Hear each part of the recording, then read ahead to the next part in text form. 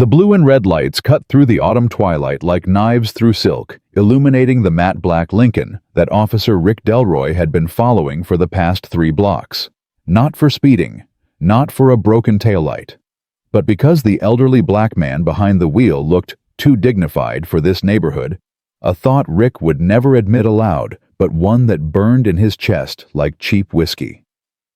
What Rick didn't know, what would soon shatter his world and expose the rot beneath his badge, was that the man he was about to humiliate was Franklin O. Gaines, Associate Justice of the United States Supreme Court. Stay with me until the end of this story, and comment below what city you're watching from. I want to see how far this tale of justice travels. The streets of Monroe, Virginia held their breath that October evening. The kind of stillness that comes before storms, when even the leaves seem to pause mid-rustle, as if nature itself senses something momentous approaching. Officer Rick Delroy had been on the force for 15 years, long enough to believe he could read a situation like others read newspapers quickly, superficially, and with predetermined conclusions already forming in his mind. He sat in his patrol car outside the Riverside shopping complex, watching the parking lot empty as stores began closing for the night. His fingers drummed against the steering wheel, a nervous habit he'd developed over years of what he called instinct, but what others might recognize as profiling.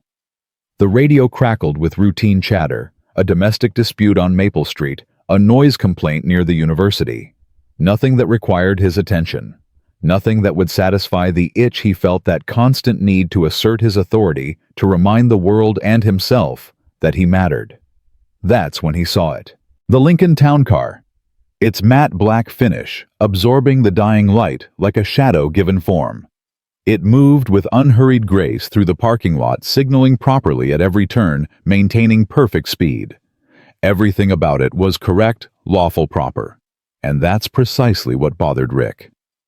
Too careful, he muttered to himself, already reaching for the gear shift.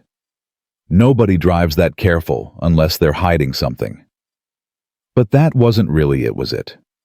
No, what truly caught Rick's attention was the glimpse he'd gotten of the driver as the Lincoln passed under a streetlight. An elderly black man, probably in his 70s, wearing what looked like an expensive suit. The kind of suit Rick's father could never afford, the kind that spoke of education, success, a life lived beyond the boundaries Rick believed people like that should occupy. Franklin O. Gaines had been driving these streets for 40 years. Long before he'd argued cases before appellate courts, long before President Obama had nominated him to the Supreme Court, long before his opinions had shaped the very laws officers like Rick Delroy were sworn to uphold. This was his hometown. These were his streets, and the Riverside shopping complex was where he'd worked his first job at 16, bagging groceries to help his widowed mother make ends meet. Tonight he'd come back for a simple, solemn purpose. Tomorrow marked the 20th anniversary of his mother's passing, and he'd stopped by Morrison's florist to pick up white roses, her favorite. The same white roses she'd grown in their tiny backyard, coaxing beauty from soil everyone else had written off as worthless. Franklin noticed the patrol car following him almost immediately. 40 years in law had taught him to read situations, to see patterns others missed. The way the cruiser had pulled out just as he'd left the parking lot. The way it maintained exactly 3 car lengths behind him, never more, never less. The way it followed him through 2 unnecessary turns he'd made just to confirm his suspicion. "Here we go," he said softly to himself, his voice carrying the weight of countless similar moments. Not anger, not anymore. That had burned away years ago, replaced by something harder and more useful: determination. He pulled into the parking lot of a closed bank, choosing a spot directly under a lamppost. Visible, public, safe. His hands moved with practiced precision, engine off, hands on the steering wheel, at 10 and 2, interior light on. Every movement calculated to be non-threatening, a choreography black men across America knew by heart, passed down like bitter heirlooms from generation to generation. Rick Delroy felt his pulse quicken as the Lincoln pulled over. Not from fear, what was there to fear from an old man, but from anticipation. This was the part of the job he loved most, the moment when his authority became tangible, when the badge on his chest meant something real. He took his time, approaching hand resting on his weapon, not drawing it, just letting its presence be known. His boots crunched against the gravel with deliberate weight, each step a small declaration of power. "Evening," Rick said, as he reached the driver's window, his flashlight beam cutting across Franklin's face, despite the interior light already being on. "License and registration." Franklin's movements were slow, deliberate. "Good evening, officer. My license is in my wallet, which is in my inside jacket pocket. My registration is in the glove compartment. Which would you like me to retrieve first?" The precision of the response threw Rick slightly. Most people stammered, fumbled, showed nervousness. This man's calm was almost unsettling. "License first," Rick said, his voice hardening to compensate for his momentary uncertainty. Franklin reached slowly into his jacket, producing a worn leather wallet. The kind of wallet that spoke of quality of lasting value rather than flashy display. He extracted his license and handed it over, his movements never breaking their measured pace. Rick took the license, his flashlight beam playing over it. The name meant nothing to him. Franklin O. Gaines. The address was from Riverside Heights, the wealthy part of town. That only increased his suspicion. What was this man doing here at this hour? "Registration," Rick demanded, handing back the license but holding onto it just long enough to make Franklin reach for it, a small power play that gave him satisfaction. As Franklin leaned toward the glove compartment, Rick circled the vehicle, his flashlight probing every corner visible through the windows. The interior was immaculate leather seats that looked professionally maintained, no trash, no air fresheners hanging from the mirror. Even the floor mats looked recently vacuumed. "Step out of the vehicle," Rick said, suddenly the order coming before Franklin had even closed the glove compartment. Franklin paused, registration in hand. "May I ask why, officer? I haven't broken any traffic laws." "I'm not asking, I'm telling. Step out of the vehicle." There it was, the edge in the voice, the subtle threat that said compliance was not a request, but a requirement backed by force.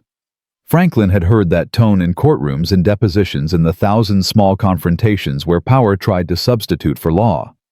He stepped out slowly, his 73-year-old joints protesting slightly. He'd run marathons until he was 60, but time had its way with everyone, even Supreme Court justices. Still, he stood with dignity, his 6-foot frame unbowed despite the years. "Turn around, hands on the vehicle," Rick ordered. "Officer, I need to understand what's happening here. What am I being suspected of?" "I said turn around." Franklin turned, placing his hands on the warm hood of the Lincoln.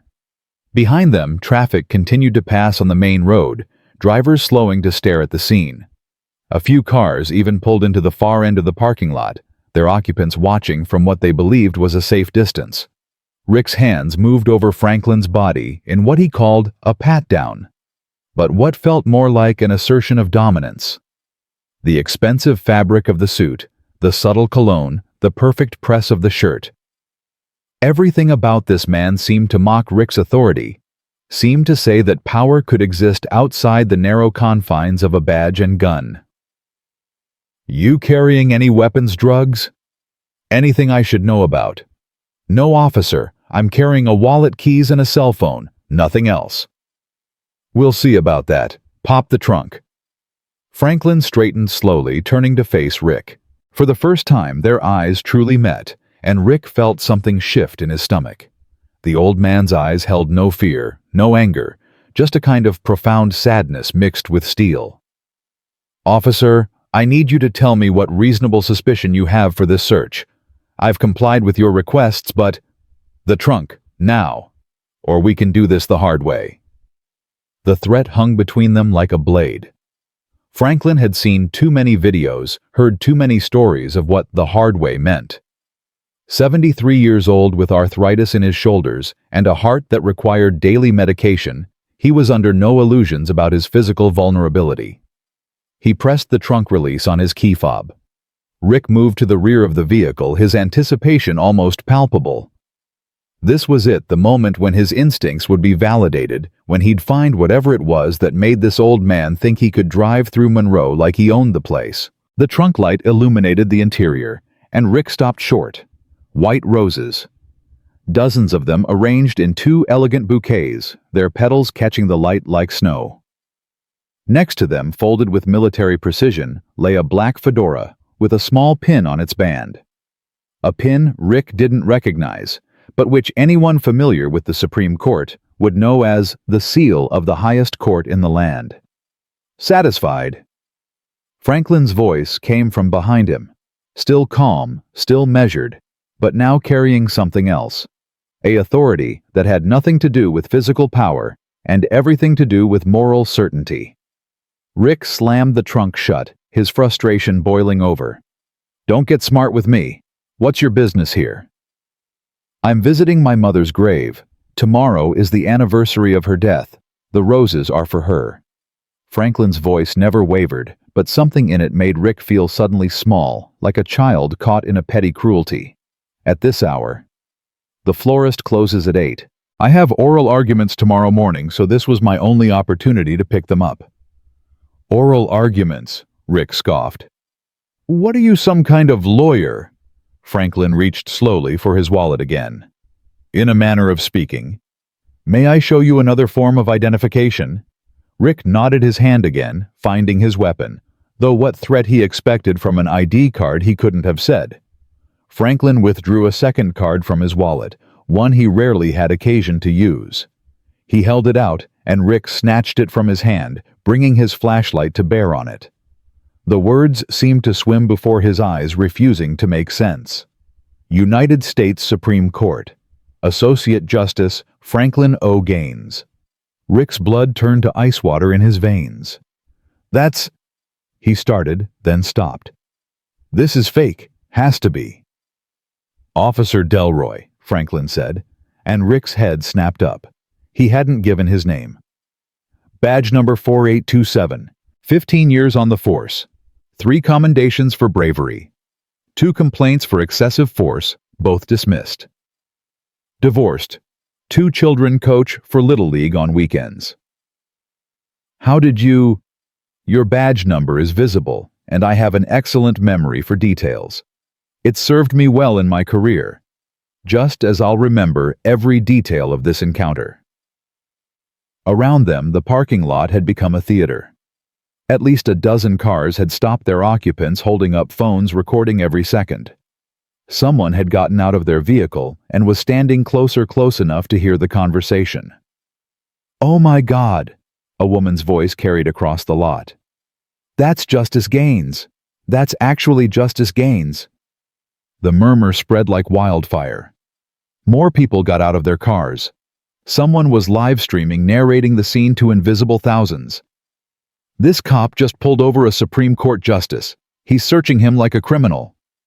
Rick's hand fell away from his weapon. The weight of what was happening crashed down on him like a physical force. This wasn't just any elderly black man he'd pulled over for driving while black. This was someone who could end his career with a single phone call. Someone whose opinions shaped the very laws Rick pretended to enforce. Someone who had more power in his little finger than Rick would accumulate in a lifetime of traffic stops and petty intimidations. "I should—" Rick stammered. "You're free to go." "Am I?" Franklin asked, his voice carrying now pitched to reach the growing crowd. "5 minutes ago, you were ready to arrest me for the crime of driving while black. What's changed, officer? My skin color? My age? Or just your awareness of who I am? I was just doing my job."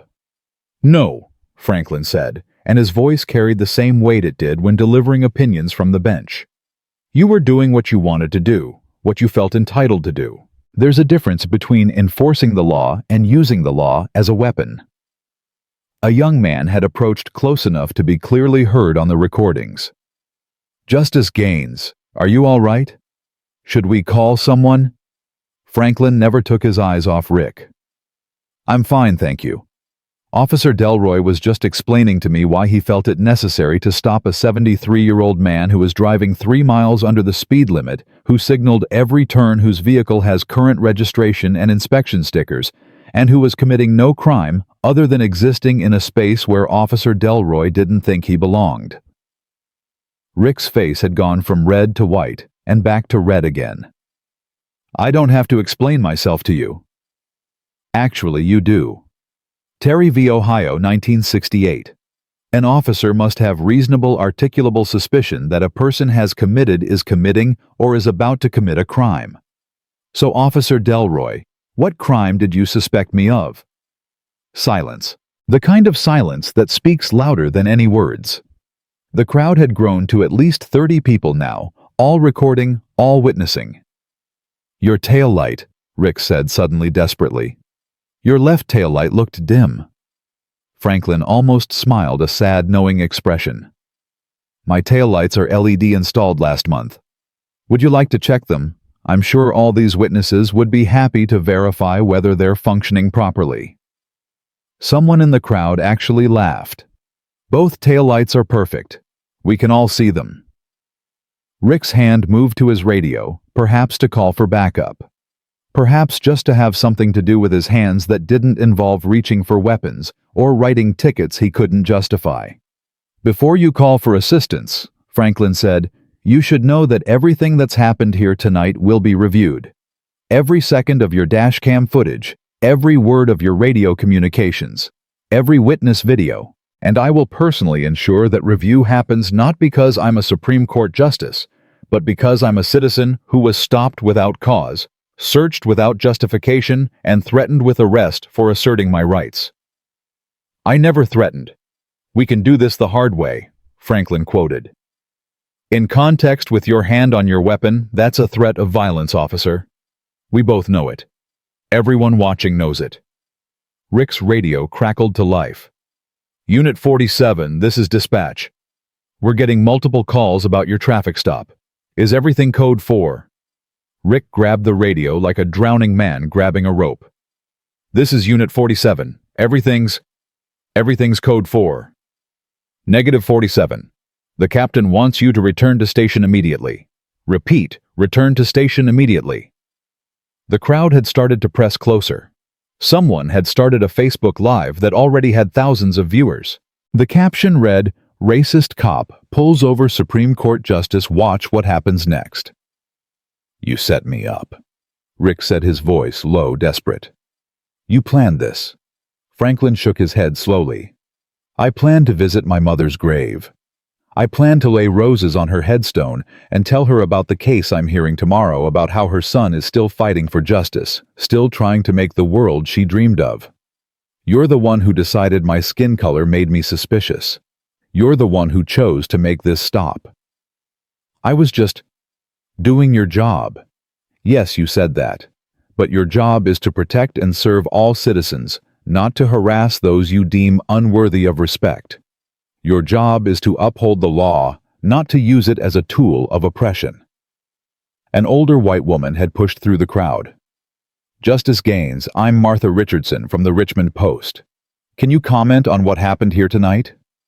Franklin looked at her, then at the crowd, then back at Rick. What happened here tonight happens every day in America. The only difference is that tonight it happened to someone with the power to make sure it doesn't get swept under the rug. He turned back to his car, then paused. Officer Delroy, I want you to know something. 20 years ago, I wrote the majority opinion in Kansas v. Coleman. It established stronger requirements for reasonable suspicion in traffic stops. I wrote it thinking of all the young black men who wouldn't make it home because of stops like this. I wrote it thinking of my own sons, my grandsons. Rick said nothing. What was there to say? But tonight, Franklin continued, I realize I failed. Because the problem isn't the law.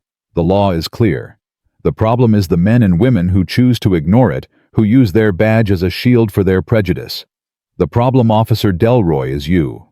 Franklin got into his car, his movements still slow, still dignified. He started the engine, then lowered his window one more time. I'll see you in court, officer.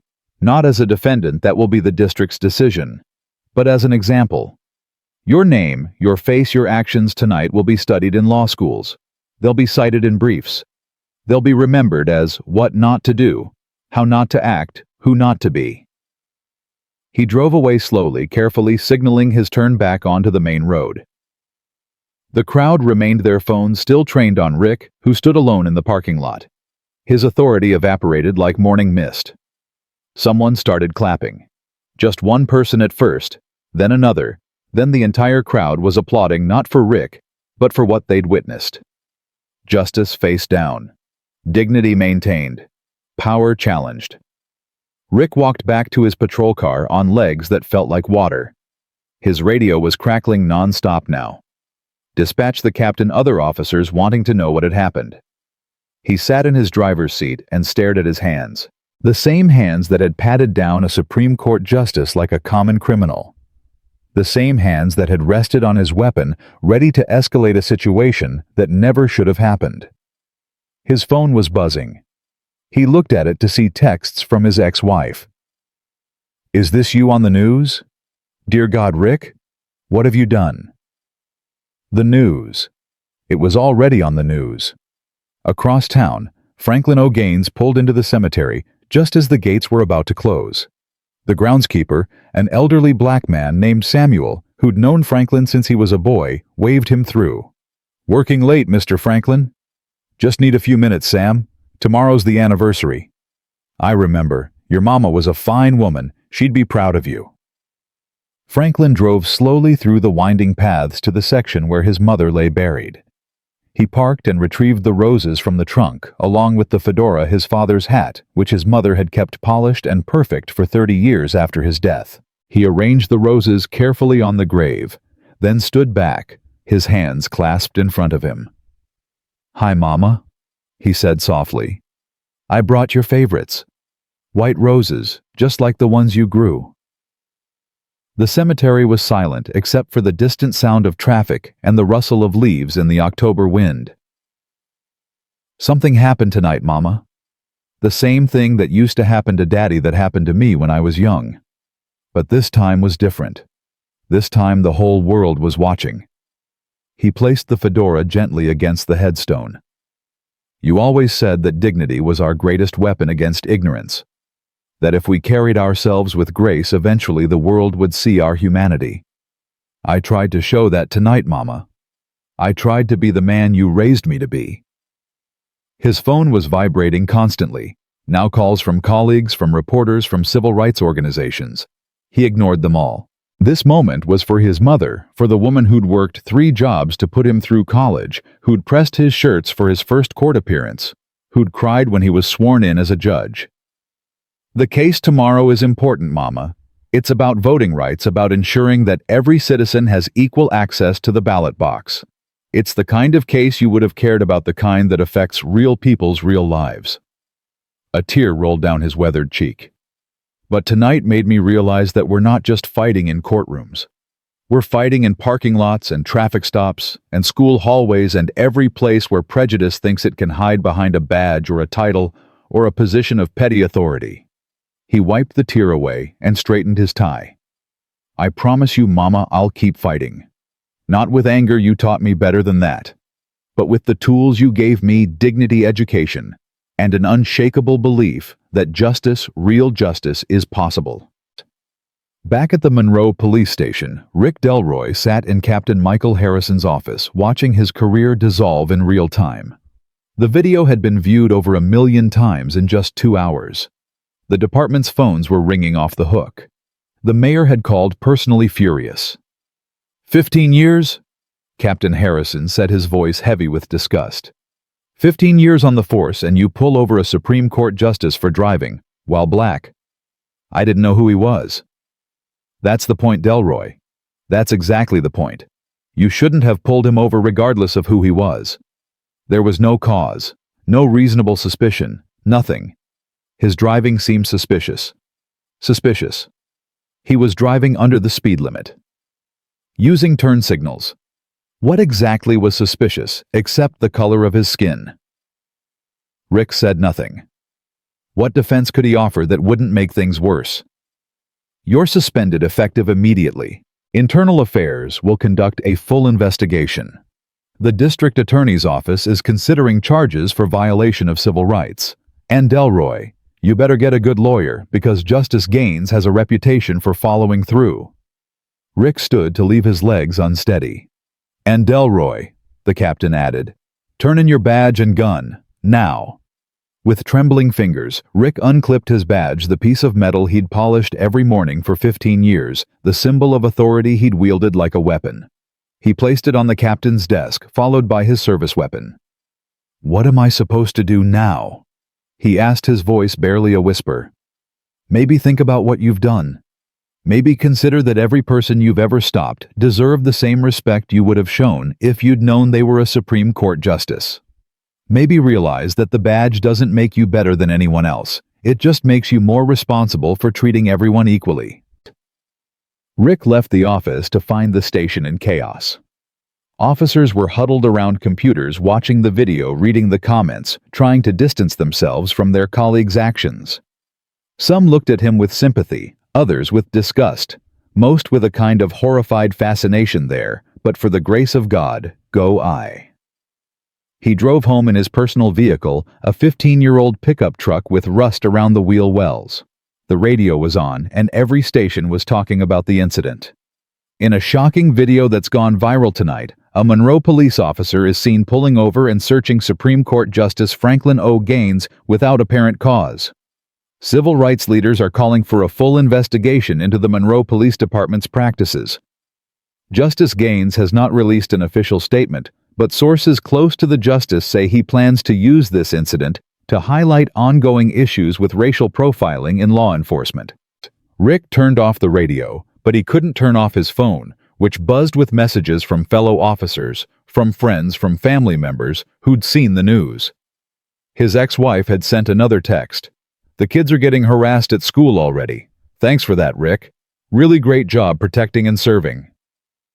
He pulled into his apartment complex, a far cry from the house he'd lost in the divorce, and found reporters already waiting. Microphones were shoved in his face before he could even get out of the truck. Officer Delroy, do you have any comment on tonight's incident? Did you know you were pulling over a Supreme Court justice? Have you engaged in racial profiling before? No comment, he muttered, pushing through the crowd. No comment. But they followed him to his door, their cameras capturing his hunched shoulders, his defensive posture, the way he fumbled with his keys. This was his life now, not the respected officer, but the racist cop who'd made national news. Inside his apartment, Rick collapsed on his couch and stared at the ceiling. 15 years. 15 years of believing he was one of the good guys, of thinking his suspicions were instincts, his prejudices were experience. 15 years of traffic stops that might have been just like tonight's, except the drivers weren't Supreme Court justices. They were just ordinary black men and women going about their lives, forced to prove their innocence to someone who'd already decided they were guilty of something. His phone rang. His lawyer, or rather, the lawyer his union had recommended. Rick, I've seen the video. This is bad. Really bad. It was a legitimate stop. Rick, stop. Just stop. There's nothing legitimate about what I saw on that video. You had no cause, no reasonable suspicion. You pulled him over because he was a black man in a nice car. Period. That's what any jury is going to see. So what do I do? First, don't talk to any more reporters. Second, we need to meet first thing tomorrow to discuss your options. The union will cover your initial defense, but if criminal charges are filed, Rick, you need to prepare yourself for the possibility that this could go very badly for you. After the lawyer hung up, Rick sat in the darkness of his apartment, the only light coming from his phone screen as it continued to buzz with notifications. He thought about Franklin O. Gaines, about the dignity with which the man had conducted himself, about the sadness in his eyes. Not anger, but sadness, as if Rick had confirmed something tragic he'd always known. He thought about his children who would grow up knowing their father was the cop in that video, the one who'd embarrassed himself and his department on a national stage. He thought about every traffic stop he'd ever made, wondering how many Franklin Gaines he'd humiliated, who didn't have the power to fight back. Somewhere across town, Franklin O. Gaines sat in his study preparing for tomorrow's oral arguments. The case before the court dealt with voter ID laws with the subtle and not-so-subtle ways that citizens could be denied their fundamental rights through seemingly neutral requirements that fell disproportionately on minorities and the poor. His phone had been ringing non-stop, but he'd turned it to silent. His clerks would handle the media requests. His colleagues on the court had sent messages of support. Even the conservative justices who often disagreed with him had expressed outrage at his treatment. But Franklin wasn't thinking about the media attention, or the inevitable lawsuits, or the investigations that would follow. He was thinking about his mother, about the roses on her grave, about the promise he'd made to keep fighting. He pulled up the draft of his questions for tomorrow's oral arguments and added a new one. Counsel, can you explain how a law can be considered neutral when its enforcement depends entirely on the discretion of individuals who may carry conscious or unconscious bias?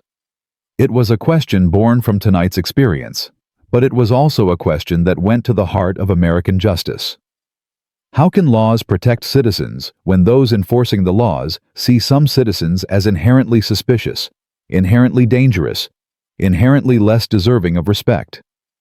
His phone buzzed with a text from his eldest son, Franklin Jr., a civil rights attorney in Atlanta. Dad, I saw the video. Are you okay? Franklin typed back, I'm fine. This isn't about me. It's about everyone who doesn't have my platform, my voice, my ability to fight back. What are you going to do? Franklin looked at the photo on his desk, his mother in her Sunday best standing proud despite a lifetime of struggle, her eyes bright with hope for a better future. What I've always done, he typed. Use the law to fight for justice. Use my position to amplify voices that might otherwise go unheard. Turn this moment into movement. His son's response came quickly. Proud of you, Dad? Grandma would be too. Franklin smiled sadly. His mother had lived through Jim Crow, through the civil rights movement, through the long, slow march toward equality. She'd seen progress and setback, triumph and tragedy. And through it all, she'd maintained her dignity, her faith that America could become what it promised to be. Tonight had been a setback, a reminder that progress wasn't linear, that the same battles had to be fought again and again. But it had also been an opportunity, a chance to show the world what dignity looked like in the face of indignity, what justice looked like when confronted with injustice. The clock on his desk chimed midnight. October 15th, the anniversary of his mother's death. Happy anniversary, Mama, he whispered to the photograph. I hope I made you proud tonight. Miles away, Rick Delroy lay awake in his bed, staring at the ceiling and replaying the encounter over and over. Each time he tried to find the moment where he could have chosen differently, where he could have simply driven past the Lincoln Town car and gone on with his shift. But he knew the truth. The decision had been made long before tonight, in 1,000 small moments of unchecked bias, in 100 traffic stops, where his authority had gone unquestioned, in decades of believing that his badge made him the arbiter of who belonged and who didn't. His phone lit up with another notification. The video had now been viewed 5 million times. Driving. While black was trending nationally, his name, Rick Delroy, was becoming synonymous with everything wrong with American policing. Tomorrow, he would meet with lawyers. There would be investigations hearings, probably a trial. His career in law enforcement was over, that much was certain. But what haunted him wasn't the loss of his job or the public humiliation. It was the look in Franklin Gaines' eyes, that profound sadness that said, I knew this would happen. It always happens.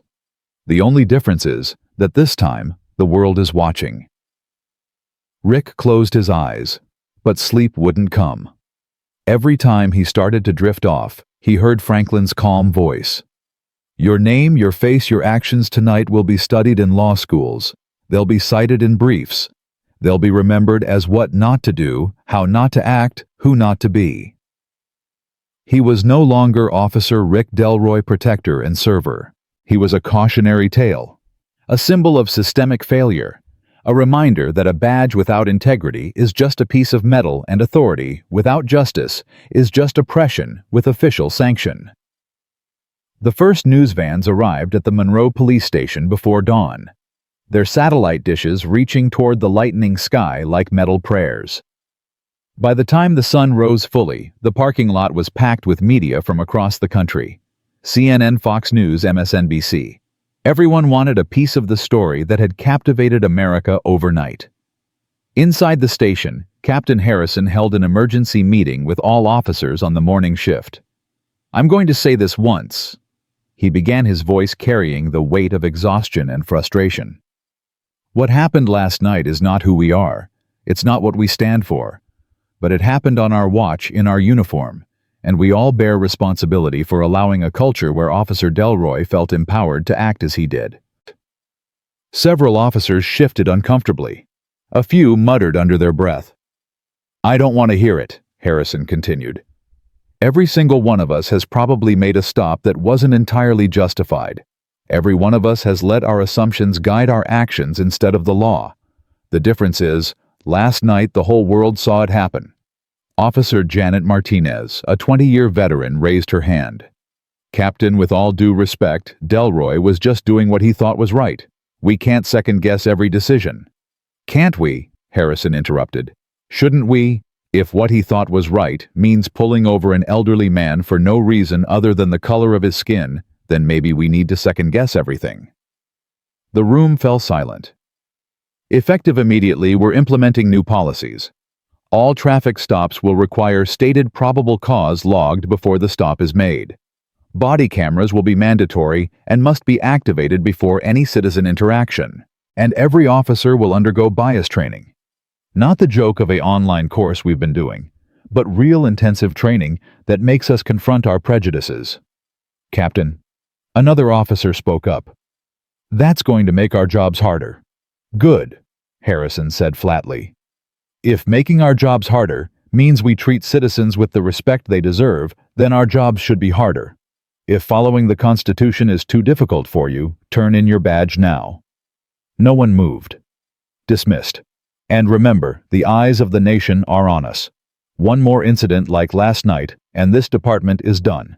The DOJ is already talking about a consent decree. Do you understand what that means? Federal oversight of everything we do. So clean up your acts. Check your biases at the door, and remember that every citizen, regardless of race, class, or anything else, deserves to be treated with dignity and respect. The morning sun cast long shadows through the Venetian blinds of the Supreme Court building as Franklin O. Gaines walked through the marble corridors toward the robing room.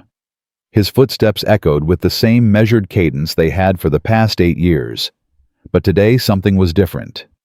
The usual morning greetings from court staff carried an extra weight, a mixture of sympathy and admiration that Franklin neither sought nor wanted. "Good morning, Justice Gaines," said Maria, one of the senior clerks who had been with the court for 30 years. She paused, seeming to want to say more, but Franklin gave her a gentle nod that said everything necessary. He understood. They all understood. The video had been viewed 20 million times by sunrise. Inside the robing room, his colleagues were already gathering. Chief Justice Elizabeth Warren, no relation to the former justice of the same surname, looked up from adjusting her robe. "Franklin," she said simply, but her tone conveyed volumes. "Elizabeth," he responded, moving to his designated space to don his own black robe. The ritual of it, the weight of the fabric on his shoulders, usually brought him comfort. Today it felt heavier, as if the robe carried not just the authority of the court, but the expectations of every Black American who had ever been pulled over for no reason. Justice Anthony Romano, one of the court's conservative members, approached him. "Franklin, what happened to you last night was unconscionable. I want you to know that despite our philosophical differences on the bench, you have my complete support in whatever action you choose to take." Franklin fastened his robe slowly, considering his words. "I appreciate that, Anthony, but this isn't about me. It's about the millions of Americans who face this every day without recourse, without cameras, without the protection of this robe." "Still," Romano persisted, "to target a sitting justice." He didn't know I was a justice, Franklin interrupted gently. That's precisely the point. Officer Delroy saw an elderly black man in a nice car and made assumptions. The fact that I happened to sit on the highest court in the land is irrelevant to the stop itself. It only became relevant when it gave me the power to ensure consequences. The other justices had gathered now, forming a semicircle of black robes and concerned faces. Justice Sarah Kim, the court's newest member, spoke up. The oral arguments today on voter ID laws seem particularly relevant now, don't they? Franklin allowed himself a small, sad smile. Everything seems relevant when you're reminded that equality under law is still more aspiration than reality. The bell chimed, signaling it was time to take the bench. As they filed toward the courtroom, Chief Justice Warren fell into step beside Franklin. Are you sure you're up for this today? No one would blame you if you needed time. Time for what? Franklin asked. To process that I was treated like a suspect in the country I've served my entire adult life. To come to terms with the fact that my mother's roses almost didn't make it to her grave because someone thought my skin color made me dangerous. No, Elizabeth. The work doesn't stop because injustice showed its face. If anything, it makes the work more urgent. They entered the packed courtroom to the traditional cry of, "Oyez, oyez, oyez." But Franklin could feel the different energy in the room. The advocates, the spectators, the press, everyone knew what had happened last night. Everyone was watching to see if it would affect his performance, his questions, his demeanor. The case before them, Miller v. North Carolina Board of Elections, dealt with the state's new voter ID law that critics claimed disproportionately affected minority voters. The parallels to last night's events were impossible to ignore. The state's attorney, Robert Hutchinson, began his argument with practiced confidence. Mr. Chief Justice, and may it please the court. North Carolina's voter identification requirements are neutral on their face and apply equally to all citizens. Counsel.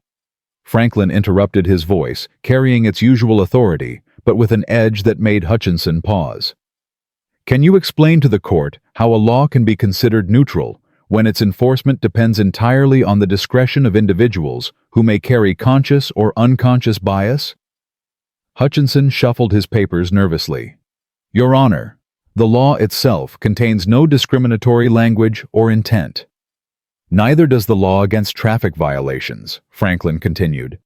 Yet we know that enforcement of such neutral laws can be anything but neutral. If I may direct your attention to the statistics in the appendix showing that minority voters are 3 times more likely to be challenged on their ID, even when presenting the same documentation as white voters. How is that neutral application? Justice Gaines, those statistics don't prove discriminatory intent. Don't they? Franklin leaned forward slightly. Tell me, counsel, if an officer hypothetically pulls over a black driver who has committed no traffic violation, searches him without cause, and only backs down when discovering the driver's position of authority, would you say that officer was neutrally enforcing traffic laws? The courtroom was absolutely silent. Everyone understood the reference. Hutchinson's face had gone pale. Your Honor, that's not analogous to, isn't it? In both cases, we have laws that appear neutral, but are enforced through the filter of human prejudice. In both cases, we have citizens forced to prove their legitimacy to authorities who have already deemed them suspicious. The only difference is that voting is a fundamental right that goes to the very heart of our democracy. Justice Romano cleared his throat. If I may redirect to the statutory question at hand. But Franklin wasn't finished. The statutory question is inseparable from the constitutional one, Justice Romano. When we allow laws that enable discrimination under the guise of neutrality, we become complicit in the very injustices our Constitution was amended to prevent. The argument continued for another hour, but the tone had been set. Franklin's questions were sharp, precise, and came from a place of lived experience that gave them unusual power.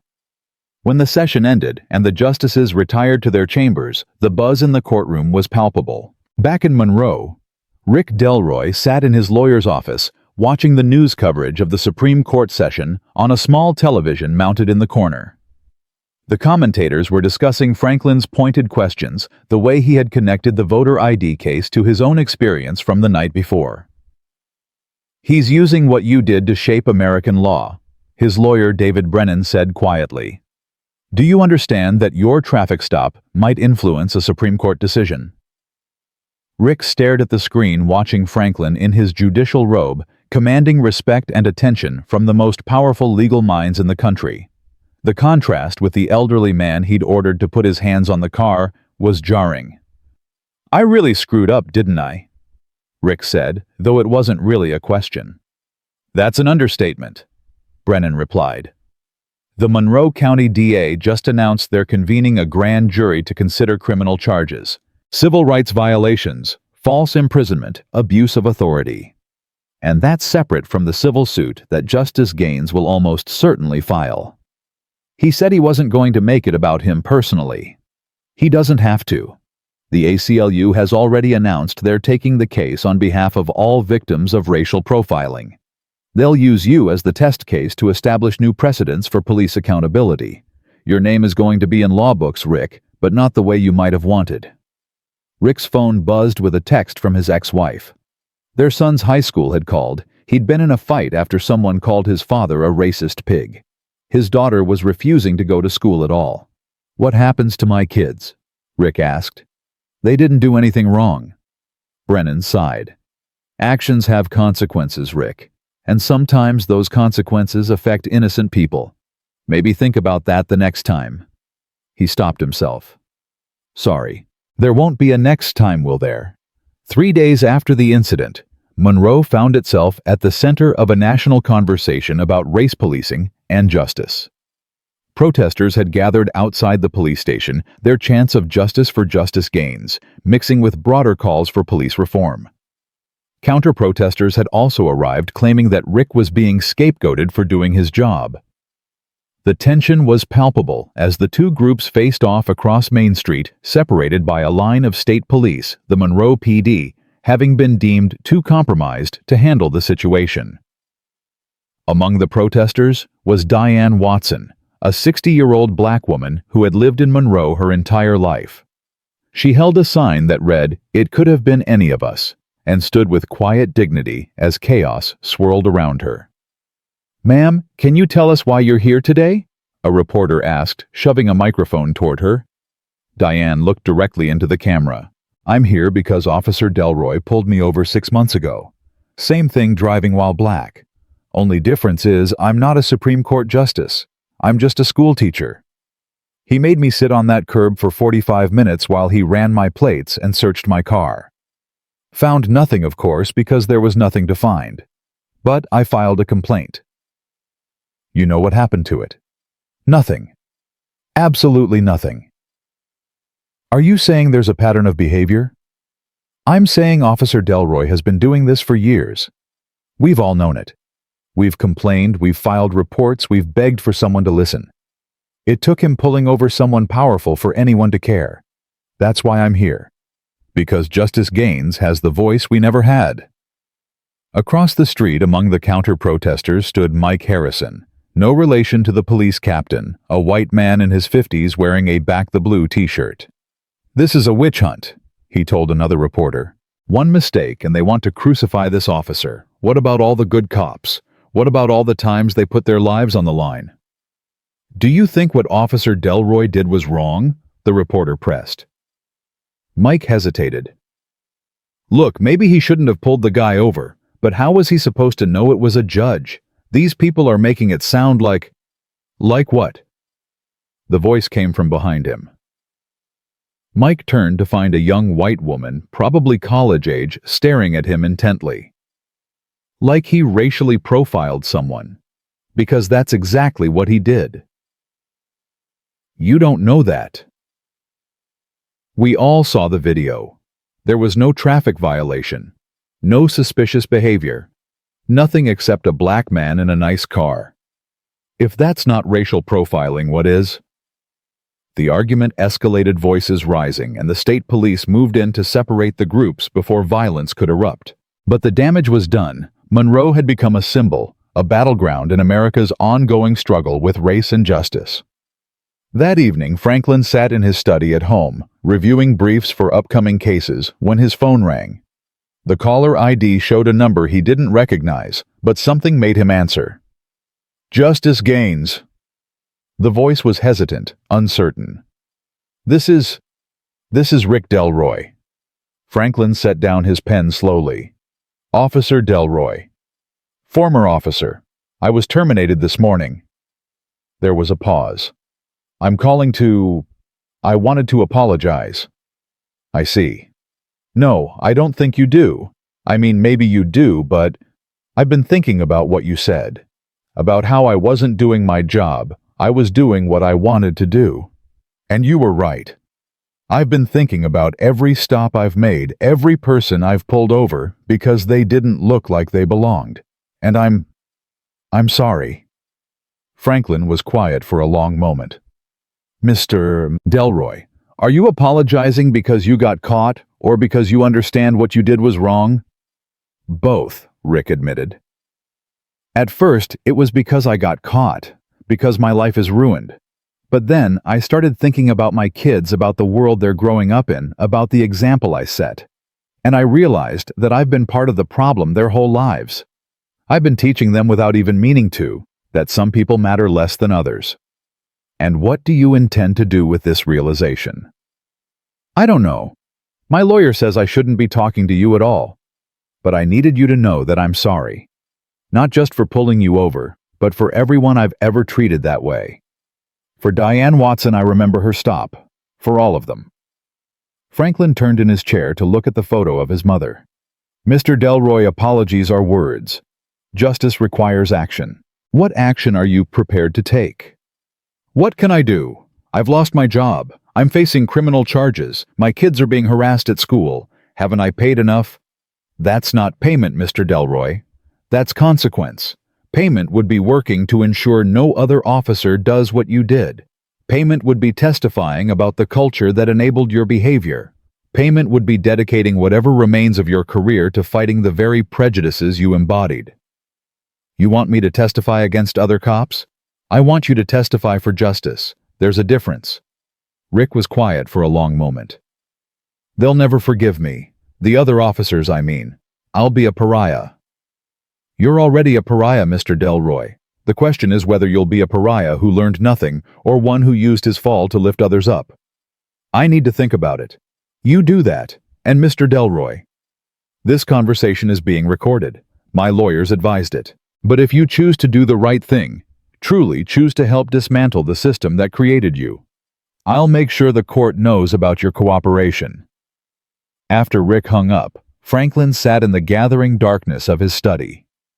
The roses he'd placed on his mother's grave had been replaced twice now. The cemetery staff had been overwhelmed by people leaving flowers in solidarity. His mother's simple headstone had become a shrine to dignity in the face of injustice. The next morning brought a surprise announcement. The Department of Justice was opening a comprehensive investigation into the Monroe Police Department, examining 15 years of traffic stops, arrests, and complaints. The patterns that emerged were damning. Black drivers were 5 times more likely to be pulled over, 3 times more likely to be searched, and twice as likely to be arrested for the same violations as white drivers. Captain Harrison held another meeting with his remaining officers. The mood was somber, defensive. This is what happens, he said, looking at each of them in turn. This is what happens when we allow bias to masquerade as instinct, when we confuse prejudice with experience. The DOJ is going to tear this department apart, and we have no one to blame but ourselves. Captain, Officer Martinez spoke up. Most of us are good cops. We shouldn't all be punished for Delroy's mistake. Mistake? Harrison's voice rose. A mistake is forgetting to signal. A mistake is writing the wrong date on a ticket. What Delroy did was a choice he felt comfortable making because he knew this department would back him up. How many times did we dismiss complaints against him? How many times did we look the other way when his stops seemed questionable? The room was silent. We're all complicit, Harrison continued. Every one of us who saw something and said nothing, who heard the jokes in the locker room and laughed along, who knew which officers had hunches about certain drivers and never questioned it. We created the environment where Delroy felt empowered to do what he did. The investigation would ultimately lead to a consent decree placing the Monroe Police Department under federal oversight for the next 5 years. Every stop would be documented, every complaint investigated, every officer retrained. It was a humiliation for the department, but a necessity for the community. The federal oversight announcement had barely settled into the consciousness of Monroe when Franklin received an unexpected visitor at his chambers. His clerk knocked softly before entering, her expression uncertain. "Justice Gaines, there's someone here to see you. She says she's Rick Delroy's mother." Franklin looked up from the brief he was reviewing, his reading glasses perched on his nose. For a moment, he said nothing, processing this development. "Send her in, Rebecca, and please stay nearby." The woman who entered looked to be in her late 70s. Her silver hair pulled back in a simple bun, her hands clutching a worn leather purse as if it were an anchor. She moved slowly, arthritis evident in her careful steps, but her eyes were sharp, alert, carrying a mixture of shame and determination that Franklin recognized immediately. "Justice Gaines," she began, her voice trembling slightly. "My name is Dorothy Delroy. I'm Rick's mother." "Please sit down, Mrs. Delroy," Franklin said, gesturing to the chair across from his desk. He removed his reading glasses, giving her his full attention. Dorothy sat carefully, her back straight despite her obvious discomfort. "I know I have no right to be here. What my son did to you was inexcusable. But I needed to speak with you to explain." "No, not explain. There's no explanation that makes it right. But maybe to help you understand how we got here." Franklin leaned back in his chair, studying her. "I'm listening." "Rick wasn't raised to be racist," Dorothy began, then stopped herself. "No, that's not honest. He was raised in a world where racism was so normal we didn't even see it. His father, my late husband, was a cop too. 3rd generation. They were proud men, thought they were protecting society, keeping order. But the order they were keeping..." She paused, searching for words. "It was an order that put people like you on one side and people like us on the other. And you never questioned it." Dorothy's eyes filled with tears. "I did sometimes. When Rick was little, he had a friend named Marcus. Beautiful little black boy from his school. They were inseparable until my husband found out. He didn't forbid the friendship outright, but he made it clear that Marcus wasn't welcome in our home. Said it wasn't proper that people would talk. Rick was 7 years old, and we taught him that his friend was somehow less than him." Franklin felt a familiar ache in his chest, the weight of generations of such small cruelties that built into systematic oppression. "Marcus's family moved away the next year," Dorothy continued. "Rick never asked why, but I knew. They were the only black family on our street, and after my husband made his feelings known, others followed suit. Little things, not mowing the strip of grass between properties, not returning Wave's mysterious damage to their mailbox. They were driven out by 1,000 small cuts." "Why are you telling me this, Mrs. Delroy?" "Because I want you to know that I'm sorry. Not just for what Rick did to you, but for what I allowed him to become. I saw the signs over the years, the way he talked about his stops, the pride he took in cleaning up certain neighborhoods. I should have said something. I should have done something. But I was a coward." She opened her purse and pulled out a small framed photograph. This was taken at Rick's police academy graduation. "Look how proud he is." His father pinned the badge on him that day, told him he was continuing a legacy. But what legacy? 3 generations of men who thought a badge gave them the right to decide who belonged and who didn't. Franklin took the photo, studying the young Rick Delroy's face, earnest, proud, full of purpose. "He looks like he wanted to make a difference." He did. He still does, I think. But somewhere along the way, making a difference became making others feel different. Lesser. Suspicious. Dorothy took the photo back, her fingers trembling. I watched your mother's funeral on C-SPAN years ago. You spoke about her dignity, her grace, how she raised you to be better than the world expected you to be. I realized then that I had failed as a mother. I raised my son to be exactly what the world expected him to be, a guardian of the status quo, a defender of divisions that should never have existed. Mrs. Delroy, your son is a grown man. His choices are his own. Are they? Or are they the inevitable result of choices I made, my husband, made his grandfather made? When does the chain of responsibility end? Franklin considered this. It ends when someone chooses to break it. Your son has an opportunity now to make different choices. He's terrified, Dorothy said. Not just of the legal consequences, but of admitting that everything he believed about himself was wrong. He defined himself by that badge, by that authority. Without it, he doesn't know who he is. Perhaps that's where real growth begins, in not knowing who you are and having to decide who you want to become. Dorothy stood slowly, preparing to leave. I have one more thing to say, Justice Gaines. My son called you. I know because I was there when he did it. And afterward, he cried. First time I've seen him cry since his father's funeral. He kept saying, I could have killed him, Mom. I had my hand on my gun, and I could have killed him for nothing. Franklin stood as well, walking her to the door. Mrs. Delroy, your son didn't kill me.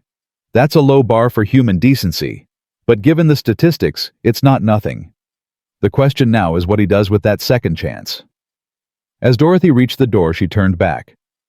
My grandson, Rick's son, he wants to be a cop too, 4th generation. But after this, after seeing what his father did, he's questioning everything. Maybe that's the good that comes from this. Maybe the chain breaks with him. After she left, Franklin sat in his chambers for a long moment, processing the encounter. The intercom buzzed, and Rebecca's voice came through. Justice Gaines, you have the Miller oral arguments review in 10 minutes. Thank you, Rebecca. I'll be right there. The case review with his clerks was typically thorough, but Franklin's mind kept returning to Dorothy Delroy's visit. The chains of prejudice passed down like heirlooms, each generation polishing them until they seemed to shine with righteousness. How many Officer Delroys were out there, products of similar chains, believing their bias was instinct, their prejudice was protection? That evening, the news broke that Rick Delroy had agreed to testify before the DOJ investigation. The reaction from the law enforcement community was swift and harsh. The Fraternal Order of Police issued a statement calling him a traitor. Former colleagues leaked stories about his past complaints, trying to paint him as a rogue officer rather than a symptom of systemic problems. But Rick appeared on camera outside the federal building, looking haggard but determined. I'm not testifying against my fellow officers, he said to the cluster of reporters. I'm testifying about a culture that needs to change. If that makes me a traitor, then I accept that label. But I'd rather be a traitor to a broken system than complicit in its continuation. Franklin watched the interview from his home, noting the small crowd of protesters behind Rick. Some held signs calling him a racist who was only sorry he got caught. Others held signs saying redemption was possible. The division in public opinion was stark mirror images of America's struggle with its own conscience. His phone rang. It was Chief Justice Warren.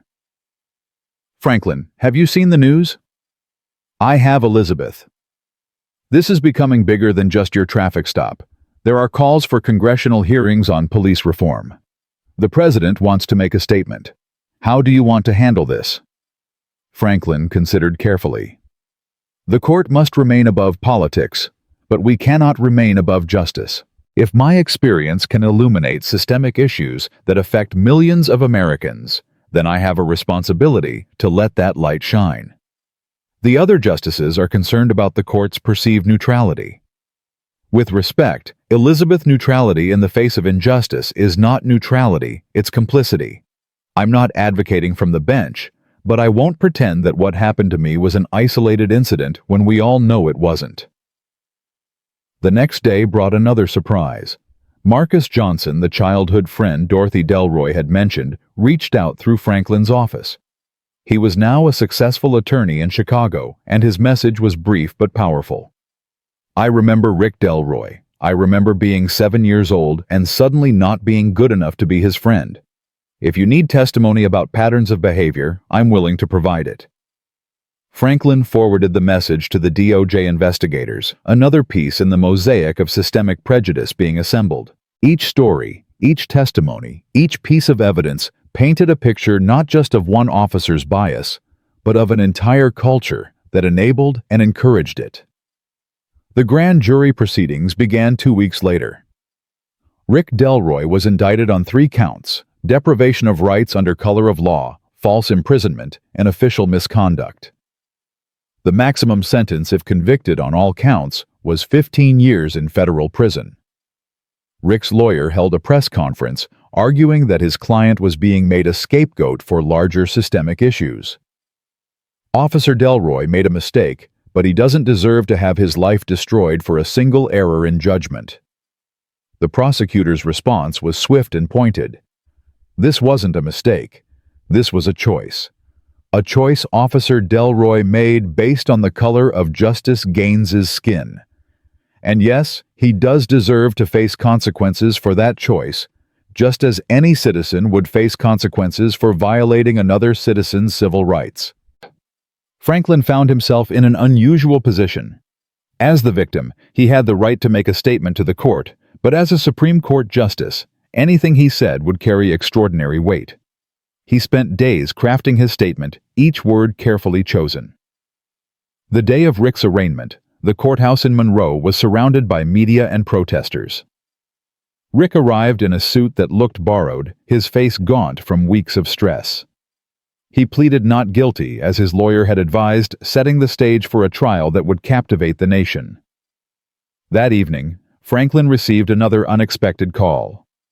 This time, it was from the President of the United States. Justice Gaines, I wanted to personally express my outrage at what happened to you and my commitment to meaningful police reform. Thank you, Mr. President. But with respect, this isn't about me. It's about the millions of Americans who experience this without recourse. Of course, that's actually why I'm calling. I'm establishing a presidential commission on police reform, and I'd like you to serve as an advisor. Franklin was quiet for a moment. Mr. President, I appreciate the offer, but I must decline. My position on the court requires that I remain separate from executive branch initiatives.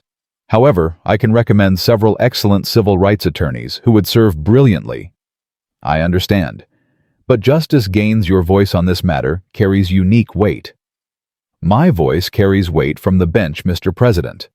That's where I can be most effective in ensuring that the laws of this nation protect all its citizens equally. As November turned to December, the pre-trial motions in Rick's case revealed more disturbing patterns. Discovery had uncovered dozens of similar stops over Rick's career, predominantly targeting Black and Hispanic drivers. What had seemed like one incident was revealed as a pattern of behavior spanning 15 years. Rick's children were suffering. His son Michael had been suspended for fighting after another confrontation about his father. His daughter Sarah had developed anxiety so severe she was being homeschooled. The sins of the father were being visited upon his children in ways that would shape their lives forever. Dorothy Delroy visited her son at his apartment, finding him surrounded by legal documents and empty coffee cups. He'd lost 20 pounds and looked like he'd aged 5 years in 2 months. "Rick, you need to take care of yourself," she said, clearing a space on the couch to sit. "For what, Mom?" "So I can be healthy for prison. So you can be strong enough to face what's coming with dignity." Rick laughed bitterly. "Dignity. Like the dignity I showed Justice Gaines." "That's exactly right. He faced your prejudice with dignity. Now you need to face your consequences the same way. He's a Supreme Court justice. He has power, respect, a purpose. What do I have?" Dorothy took her son's hand, feeling the tremor in it. "You have a choice. You can be the villain in this story, or you can be the cautionary tale that helps others change. Justice Gaines was right. Redemption requires action, not just words. The other cops hate me. The community hates me. My kids are ashamed of me. Then give them a reason not to be. Show them that people can recognize their wrongs and work to make them right. Show them that falling isn't the end, it's what you do after you fall that defines you. That night, Rick made a decision. He contacted the DOJ and offered to provide comprehensive testimony about the culture within the Monroe Police Department. Not just about his own actions, but about the training that encouraged profiling, the informal quotas that targeted certain neighborhoods, the way complaints against officers were routinely dismissed or buried. His lawyer was furious. "You're giving them ammunition to use against you." "No," Rick replied. "I'm giving them the truth. If I'm going to be remembered for this, at least let it be for finally telling the truth." The testimony Rick provided was damning. He detailed how veteran officers trained rookies to identify suspicious behavior that was really just racial coding. He revealed the existence of an informal point system where officers competed for arrests in predominantly black neighborhoods. He exposed how the department's review process was designed to protect officers rather than citizens. One revelation was particularly shocking. There was an unofficial practice called contempt of cop arrests, where citizens who questioned or challenged officers, especially black citizens, would be arrested on vague charges like disorderly conduct or resisting arrest, that would later be dropped, but not before causing financial and personal hardship. Franklin read the testimony transcripts in his chambers each page, revealing another layer of systematic oppression disguised as law enforcement. His clerk, Rebecca, knocked and entered with tea, finding him staring out the window at the winter sky. "It's worse than you thought, isn't it?" she asked gently. "No," Franklin replied. "It's exactly as bad as I knew it was. The difference is, now there's proof. Now there's testimony from inside the system confirming what Black Americans have been saying for generations." "Do you think it will lead to real change?" Franklin turned from the window, accepting the tea gratefully. "Change doesn't come from revelations, Rebecca. It comes from sustained pressure, from refusing to let comfortable people remain comfortable with injustice. This testimony is just ammunition. The battle is far from over." The battle Franklin spoke of began to take shape in unexpected ways as winter deepened over Monroe. The first real snow of the season was falling when Diane Watson, the schoolteacher, who had shared her own story of being stopped by Rick Delroy, organized a town hall meeting at the Mount Olive Baptist Church. What started as a small gathering grew into something larger when word spread that victims of police profiling would be sharing their stories. The church's basement was packed beyond capacity, folding chairs arranged in tight rows, people standing along the walls. The heat from so many bodies fogged the windows, creating a sense of being sealed off from the world outside a sacred space where truth could finally be spoken. Diane stood at the front, her hands steady on the podium, despite the magnitude of what she was about to unleash. "We're here tonight because one man's injustice made national news. But we all know Justice Gaines wasn't the first, and unless we speak up, he won't be the last." One by one, citizens of Monroe came forward. There was James Patterson, a local contractor who described being pulled over 14 times in 2 years, always in the same neighborhood where he was renovating houses. "They said I looked suspicious," he said, his voice thick with years of suppressed anger. "A black man with construction tools in a white neighborhood. Every time they'd run my plates, check my ID, make me late for work. One time a client canceled a contract because the police were at his house questioning me when he got home." There was Maria Santos, a nurse at Monroe General, who told of being handcuffed in front of her children during a traffic stop because Officer Delroy claimed she was aggressive when she asked why she was being pulled over. "My 8-year-old daughter still has nightmares," she said, tears running down her face. "She's afraid every time she sees a police car that Mommy's going to be taken away." The stories continued for 3 hours. Each one a variation on the same theme: driving while black, walking while Hispanic, existing while different in a town that claimed to be colorblind, but saw everything through the lens of race. Franklin watched the live stream from his home, his dinner growing cold on the table beside him. He recognized himself in every story, saw his own experience multiplied 100-fold. When the town hall ended, he made a decision that would surprise everyone, including himself. The next morning he called Chief Justice Warren. "Elizabeth First, need to recuse myself from the Miller case." There was a long pause on the other end. "Franklin, that's not necessary. Your questions during oral arguments were entirely appropriate." "It's not about the questions, it's about the appearance of impartiality. My experience has become part of the national conversation about discrimination. I cannot in good conscience rule on a case about discriminatory practices when I've become a symbol of victimization by such practices. The other justices won't see it that way. You're punishing yourself for being a victim." "No, I'm preserving the integrity of the court. The decision in Miller needs to be above reproach, beyond any claim of personal bias. My colleagues can handle this without me." The recusal made headlines immediately. Legal scholars debated whether it was necessary or noble, whether Franklin was being too cautious or appropriately ethical. But in Monroe, it had a different effect. Rick Delroy, reading about it in his apartment, felt something shift in his chest. He called his lawyer, David Brennan. "I want to change my plea." "Rick, we've been over this. Pleading guilty means certain conviction. I want to plead guilty but with an allocution. I want to stand in court and explain not just what I did, but why I did it, how the system enabled it, and what needs to change." Brennan sighed heavily. "That could influence your sentencing, but it could also make things worse. Judges don't always appreciate lectures from defendants." "I'm not going to lecture. I'm going to tell the truth. All of it." The plea hearing was scheduled for the week before Christmas. The courthouse was again surrounded by media, but this time the crowd was different. Mixed among the protesters were former officers, some in uniform, who had come to support not Rick, but the idea of accountability. Captain Michael Harrison was among them. When reporters asked why he was there, he said simply, "Because it's time we stopped protecting our worst impulses and started protecting the people we swore to serve." Inside the courtroom, Franklin sat in the gallery, having requested permission to attend as a victim rather than a justice. Rick entered in shackles, standard procedure for federal criminal proceedings, and Franklin noted how the chains made him shuffle, robbing him of the swagger that had characterized their first encounter. Judge Patricia Hawkins, a no-nonsense jurist with 30 years on the bench, looked over her glasses at Rick. "Mr. Delroy, you're here to change your plea. Do you understand that by pleading guilty you're giving up your right to a trial? I understand, Your Honor.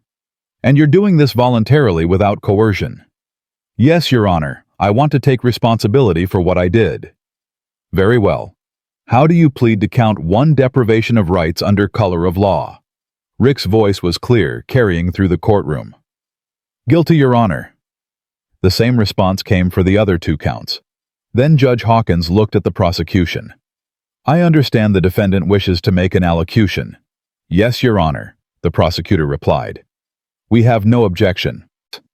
Rick was allowed to stand and face the court. He unfolded a piece of paper from his pocket, his hands shaking slightly, then set it aside. "Your Honor, I wrote a speech, but I'm not going to read it. I need to speak from my heart, even if it comes out wrong." He turned to look at Franklin. "Justice Gaines, I pulled you over because you were black. Not because of anything you did, not because of any real suspicion, but because I'd been trained to see black men as threats, and I never questioned that training." He turned back to the judge. "For 15 years I've hidden behind words like instinct and experience. But the truth is simpler and uglier. I was racist, not the kind who burns crosses or uses slurs, but the kind who smiles at black colleagues and then pulls over their brothers for no reason. The kind who thinks he's one of the good ones while perpetrating the same injustices that have plagued this country for centuries." The courtroom was silent, except for the scratch of the court reporter's keys. "I want to tell this court about the culture that created me not as an excuse, but as a warning. From my first day at the academy, we were taught to see certain neighborhoods as war zones, certain people as enemies. We were shown statistics, stripped of context, trained in tactics designed for compliance rather than communication. We were told we were warriors, not guardians. Rick's voice grew stronger as he continued. There's a room in the Monroe police station, we called it the trophy room. Pictures of major arrests, all the bad guys we'd taken down. I never noticed until after my arrest that 90% of the faces on that wall were black or brown. We'd created a monument to our bias and convinced ourselves it was a monument to justice. Judge Hawkins leaned forward.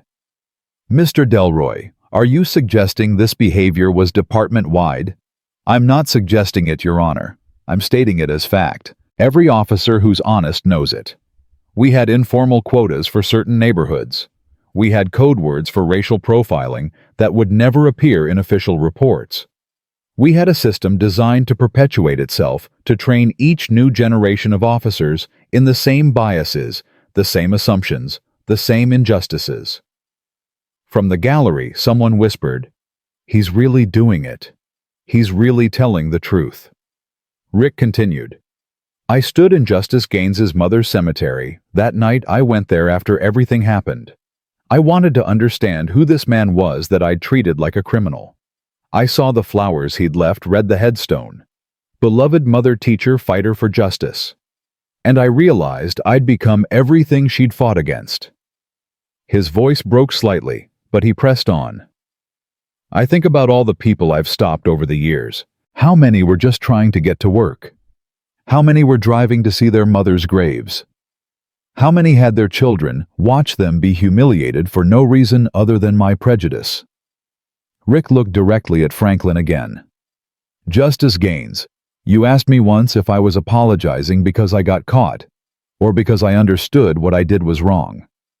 The truth is, it started as the former, but has become the latter. Your dignity in the face of my discrimination showed me what I had become. Your mother raised a man who could face injustice without becoming unjust. My father raised a man who perpetrated injustice while believing himself just. Judge Hawkins intervened gently. Mr. Delroy, do you have anything else you'd like to say before we proceed to sentencing? Yes, Your Honor. I want to address the officers who are watching who are following this case. I know you hate me for breaking the blue wall of silence, but that wall isn't protecting you, it's imprisoning you. It's keeping you from becoming the officers, the people you could be. Every time you stay silent about misconduct, every time you look away from bias, you become complicit in the very crimes you're supposed to prevent. Rick's legs seemed to give out slightly, and his lawyer steadied him. I'm prepared for whatever sentence this court deems appropriate. I've destroyed my life, my family's peace, my children's innocence.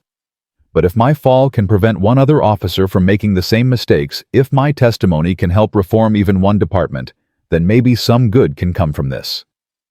He sat down heavily, the emotional toll evident in his slumped shoulders. The courtroom remained silent for a long moment before Judge Hawkins spoke. The court will recess to consider sentencing. Mr. Delroy, your allocution will be taken into account. She paused, looking at him over her glasses. It takes courage to admit such profound wrongdoing. It doesn't excuse what you did, but it does show a capacity for growth that the court finds noteworthy. As the courtroom cleared, Franklin remained seated processing what he'd witnessed. His colleague, Justice Romano, who had quietly entered during Rick's statement, sat down beside him. That was extraordinary, Romano said quietly. It was necessary, Franklin replied. Though I wonder if it's enough. Enough for what? Enough to break the cycle. His son still wants to be a police officer. Will he carry forward his father's mistakes, or his father's hard-won wisdom? Outside the courthouse, Dorothy Delroy waited for her son holding an umbrella against the December snow. When Rick emerged with his lawyer, she embraced him, both of them crying. I'm proud of you, she whispered. Your father would have never admitted wrong. You broke the chain. Watching from his car, Marcus Johnson, Rick's childhood friend, who had offered to testify, felt a complex mix of emotions. The 7-year-old boy who had lost his friend to prejudice wanted to feel vindicated. The successful attorney he'd become recognized the profound difficulty of public confession. The human being he was felt something approaching forgiveness, though not quite reaching it. He pulled out his phone and typed a message to Franklin's office. "I watched Delroy's allocution. I think he meant it. That doesn't erase the past, but maybe it helps shape a different future." That evening, Franklin attended a gathering at the Mount Olive Baptist Church, invited by Diane Watson, to speak to the community that had shared their stories. The church was decorated for Christmas pine garland, wrapped around the columns, candles flickering in the windows. "Justice Gaines," Diane said, introducing him to the packed congregation, "has shown us that dignity in the face of injustice is not passive. It's the most powerful form of resistance." Franklin stood at the podium where so many had shared their painful truths.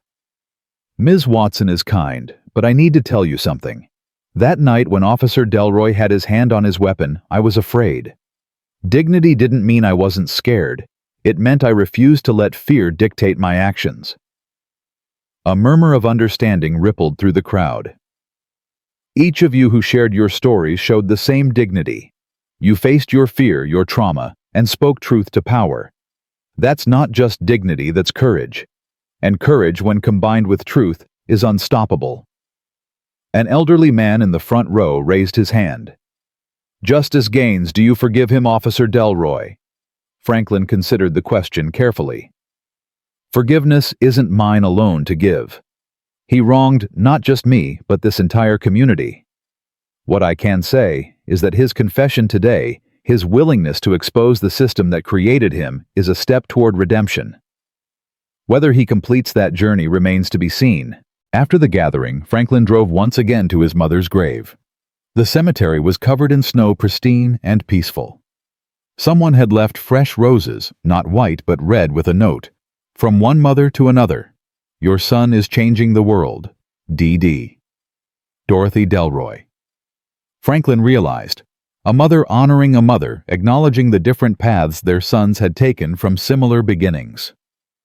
The sentencing was scheduled for January, but the impact of Rick's allocution was immediate. 3 other officers from Monroe came forward with similar confessions, detailing systematic discrimination. The DOJ expanded its investigation to include 12 other police departments in Virginia. Rick spent his days preparing detailed documentation of every problematic practice he could remember. His lawyer had negotiated with federal prosecutors full cooperation in exchange for a recommendation of leniency. But Rick seemed less concerned with his sentence than with completing his testimony. "I need to get it all out," he told his mother during one of her visits. "Every dirty secret, every hidden bias, every systematic injustice. If I'm going to prison, I want to make sure the truth doesn't get buried with me." His children, Michael and Sarah, came to see him the week before sentencing. It was the first time since the arrest. Michael, 16 and angry, could barely look at his father. Sarah, 13 and fragile, clung to her mother's hand. "Dad?" Michael said, his voice hard. "Everyone at school knows. They all know what you did." "I know, son. I'm sorry." "Sorry doesn't fix it. Sorry doesn't make the harassment stop. Sorry doesn't make me not ashamed to be your son." The words hit Rick like physical blows, but he absorbed them without defense. "You're right. Sorry isn't enough. But I'm trying to do more than apologize. I'm trying to make sure other kids don't have to be ashamed of their fathers the way you're ashamed of me." Sarah finally spoke, her voice small. "Are you going to jail?" "Probably, sweetheart." "For how long?" "I don't know. But however long it is, I need you both to understand something. I'm not a victim here. I'm not being persecuted. I'm facing the consequences of my actions, and that's what people of integrity do. They own their mistakes and accept the price of them." Michael's anger cracked slightly. "Mom says you're testifying against other cops." "I'm testifying about a broken system. Some of those testimonies involve other cops, yes. They could hurt you in prison. The cops who go to jail, they don't do well."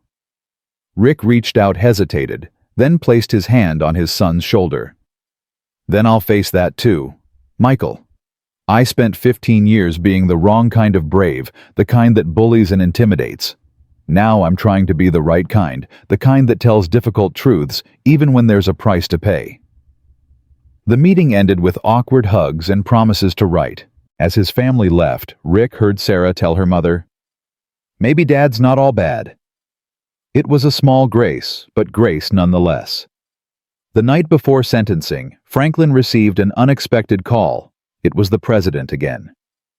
"Justice Gaines, I wanted you to know that based on what's come out of the Monroe investigation, we're implementing national police reform standards. Federal funding will be contingent on departments meeting anti-bias training requirements and accountability measures." That's encouraging, Mr. President. But training alone won't solve this. It requires a fundamental shift in how we conceptualize policing in America. I agree. That's why I'm also establishing a national commission on reimagining public safety. And before you decline again, I'm not asking you to serve on it. I'm asking you to speak at its inauguration. Not as a justice, but as a citizen who's experienced firsthand what we need to change. Franklin was quiet for a moment. "Let me consider it, Mr. President." The morning of Rick Delroy's sentencing arrived with an unusual January thaw, the snow melting into rivers of slush that ran down Monroe's streets like tears. Franklin dressed carefully in his study, choosing not his judicial robes, but a simple black suit. Today he would attend, not as Justice Gaines, but as Franklin, a man who had been wronged seeking to witness justice. The courthouse steps were clear of protesters, this time replaced by a different kind of crowd. Families of those who had been profiled stopped harassed over the years. They stood in quiet solidarity, holding photographs of loved ones who had suffered similar injustices, some who hadn't survived their encounters with police. Diane Watson stood among them, holding a sign that simply read, "Never again." Inside the courtroom, Rick sat between his lawyer and his mother, his face gaunt from months of stress, but his posture straight. He had lost everything: his job, his pension, his reputation, his identity as a protector. What remained was something rawer, more honest, perhaps more human. Judge Hawkins entered, and the courtroom rose. As everyone settled back into their seats, she began with unusual directness. "Mr. Delroy, your case has become a flashpoint in our national conversation about justice, equality, and the role of law enforcement. Your actions on that October night were reprehensible, a violation of the very oath you took to protect and serve. However, your subsequent cooperation and testimony have exposed systematic problems that might have remained hidden for years." She paused, looking directly at Rick. "The letters I've received about this case number in the thousands. Some call for the maximum sentence, saying you represent everything wrong with policing in America. Others argue for leniency, saying your confession and cooperation represent the kind of accountability we need to see." Rick remained still, his hands folded on the table before him. "I've also received a letter from your victim, Justice Gaines." The courtroom stirred at this revelation. Franklin, sitting in the gallery, showed no emotion. "He writes not to request leniency or harshness, but to remind this court that justice is not about vengeance, but about accountability and the prevention of future harm. He notes that you, Mr. Delroy, have taken steps toward accountability that many in your position never take." Judge Hawkins opened a folder before her. "The prosecution has recommended a sentence of 5 years, noting your cooperation. The defense has asked for probation, citing your lack of prior criminal history and your extensive cooperation. I find myself in the unusual position of sentencing someone who is simultaneously a perpetrator of injustice and a witness against it." She looked up from her papers.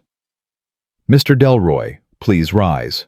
Rick stood, his mother reaching out to briefly touch his arm. "On the count of deprivation of rights under color of law, I sentence you to 3 years in federal prison. On the count of false imprisonment, 18 months to be served concurrently. On the count of official misconduct, 2 years also concurrent." She paused. "However, given your extraordinary cooperation and the genuine remorse you've demonstrated, I'm suspending all but 18 months of this sentence." Gasps rippled through the courtroom, both from those who thought it too lenient and those who thought it too harsh. You will serve 18 months in federal prison, followed by 3 years of supervised release. During that time, you will complete 2,000 hours of community service, specifically working with organizations focused on police reform and racial justice. You will also be required to speak at police academies and departments about your experience and the dangers of racial profiling. Rick's legs seemed to buckle slightly, but he remained standing. Mr. Delroy. Judge Hawkins continued, her voice softer now. You've lost your career, your reputation, and your freedom. But you've gained something too, the opportunity to prevent others from making your mistakes. I hope you use your remaining years to earn the redemption you seek. Furthermore, she added, causing everyone to lean forward, I'm recommending that your testimony be incorporated into federal training materials for all law enforcement agencies receiving federal funding. Your fall from grace will become a teaching moment for generations of officers to come. As court was dismissed, Rick turned to look at Franklin. Their eyes met across the courtroom, and Rick mouthed 2 words, "Thank you." Franklin nodded once, then rose and left without speaking. Outside, the media surrounded both men.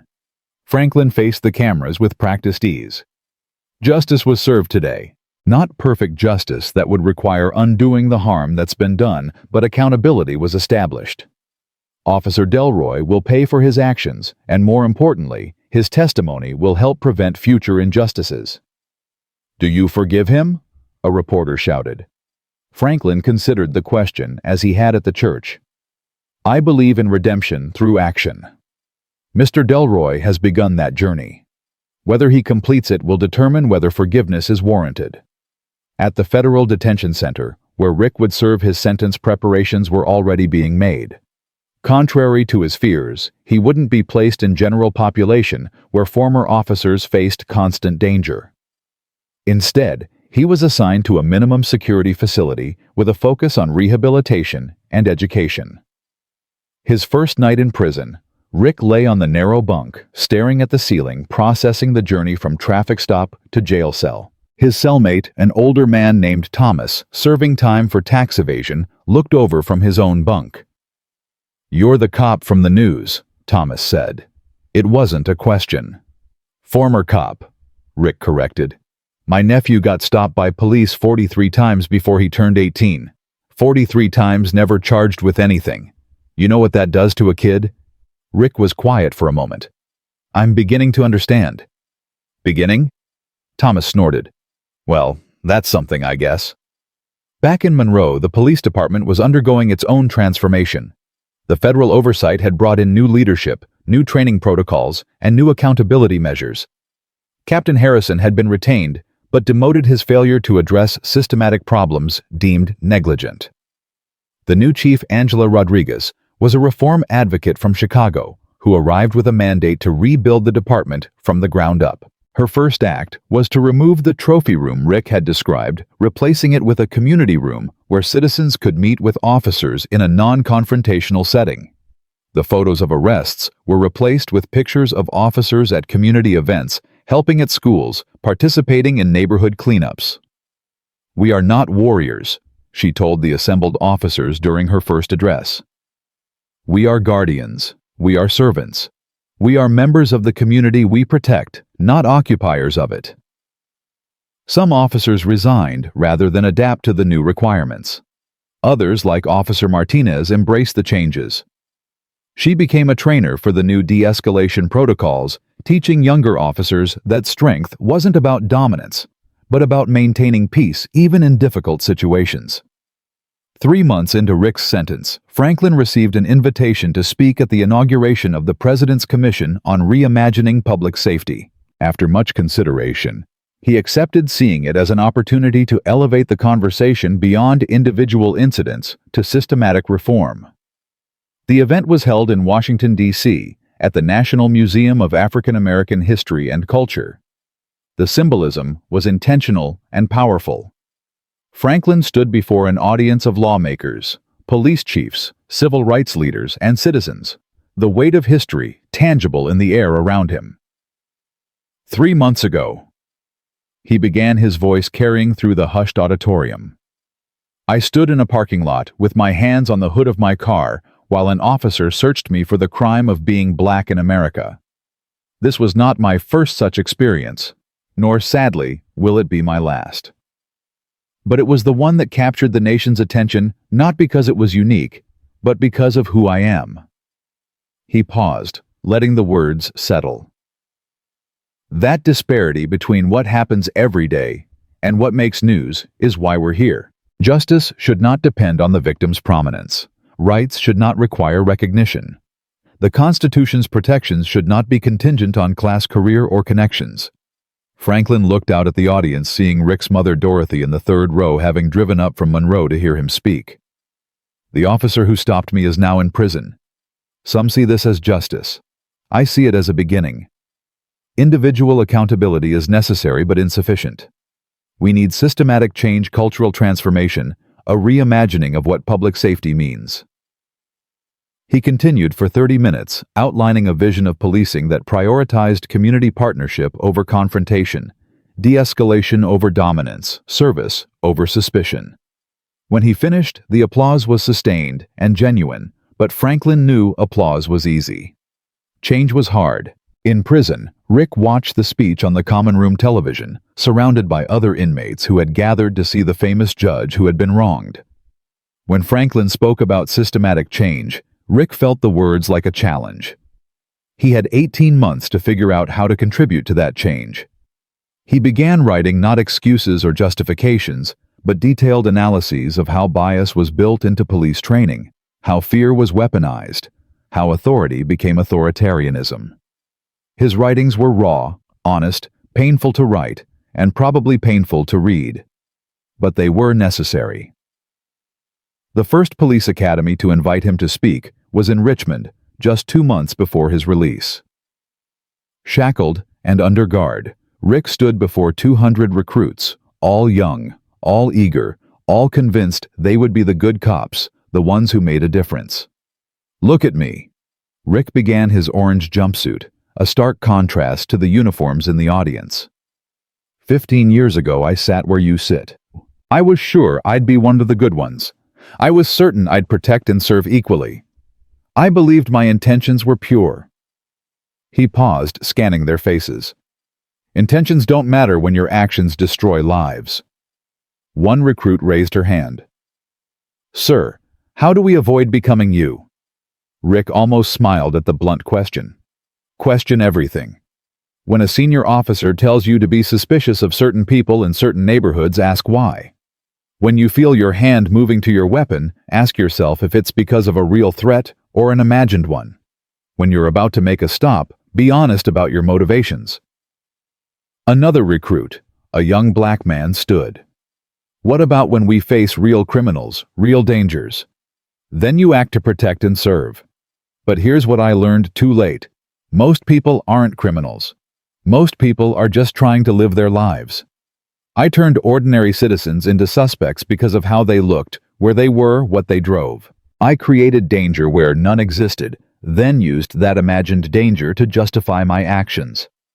The academy commander, watching from the back, would later describe Rick's presentation as the most impactful training session they'd ever had.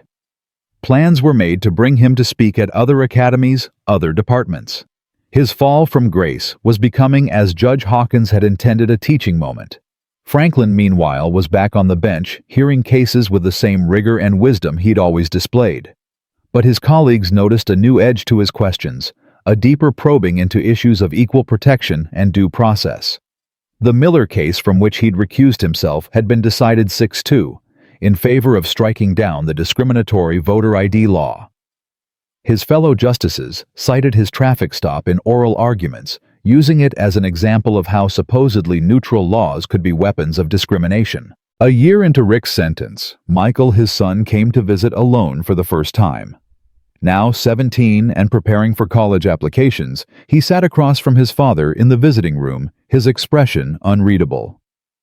"I've been accepted to Howard University," Michael said without preamble. "Full scholarship, pre-law."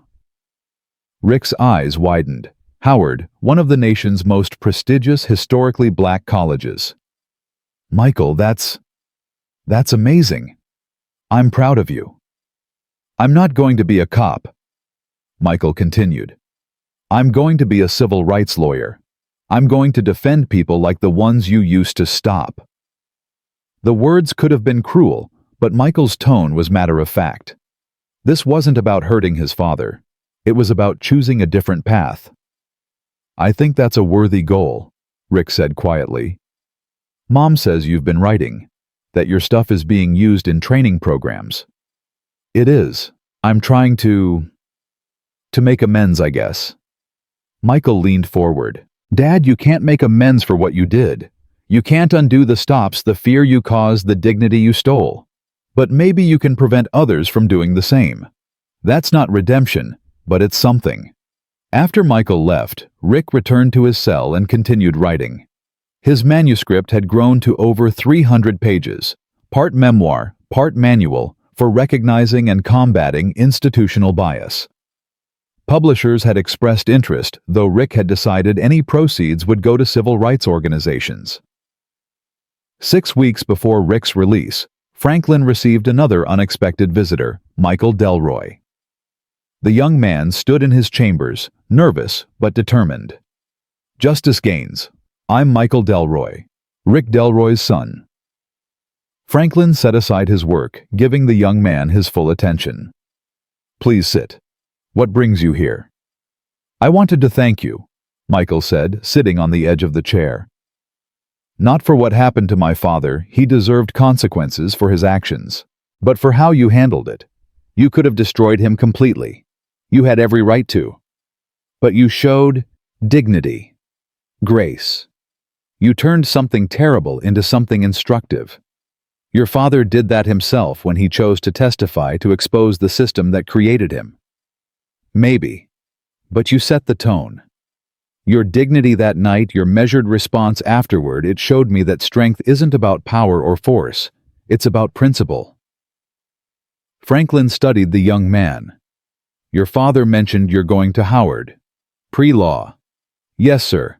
I want to be a civil rights attorney. I want to fight against what my father represented, but also... Michael paused, choosing his words carefully. I want to fight for the possibility of change. My father was wrong, deeply wrong. But he's trying to change. If he can, maybe the system can too.